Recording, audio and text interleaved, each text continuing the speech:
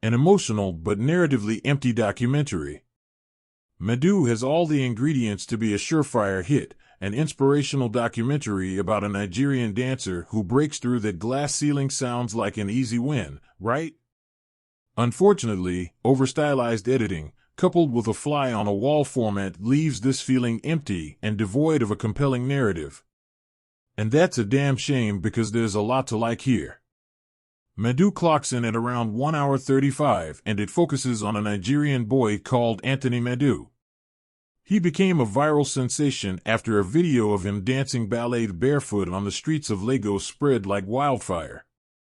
The documentary picks up right around this point, as we then see Tony jetting off to enroll in a prestigious school, pursuing his dream as a professional ballet dancer. Along the way there are numerous bumps in the road, plenty of heartbreak in segments that see Tony face obstacles on his path to dancing greatness, and that's about it. The problem with Madu is that it's so preoccupied with the present-day drama surrounding Tony that it never bothers to actually fill in the blanks. When you can find out more about this inspiring dancer from a 5-minute YouTube video than you can with a 90-minute documentary, you know you have a problem. This brings us along to the second issue with Madu, the narrow focus on Tony.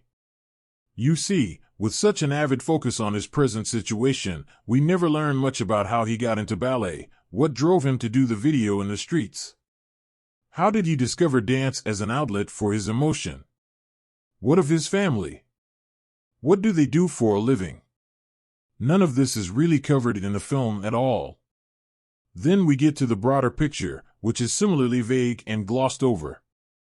How has dance affected Nigeria and Africa as a continent beyond this?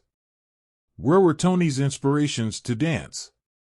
And what of the rich/poor divide and the cultural bias of classism and elitism that are so prevalent in ballet? There's so much scope for analysis and diving in deep that the film shies away from. It's like being a few meters away from a breathtaking view at the top of a mountain and calling it a day halfway up and going back home. Sure, you climbed a bit, but it's not a very satisfying journey. Instead, we sacrifice story for a lot of over-stylized editing and extreme close-up shots. We see Tony at his most vulnerable, accompanied by lens flares, ringing, echoing voices, and more.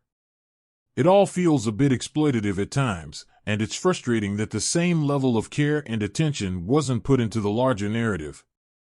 However, gripes aside, Tony's journey is an inspiration to anyone looking to step outside their comfort zone. Finding what you're good at and pursuing it vehemently is not something everyone does, or can do. It takes courage and a level of tenacity to prove the naysayers wrong and chase your dreams. While this message is shown to an extent, Madu doesn't do anywhere near enough to really hammer that message home. Madu is certainly not a bad watch though. If you like fly-on-the-wall documentaries, there's enough in this to make it worth checking out, especially for those who enjoy dance.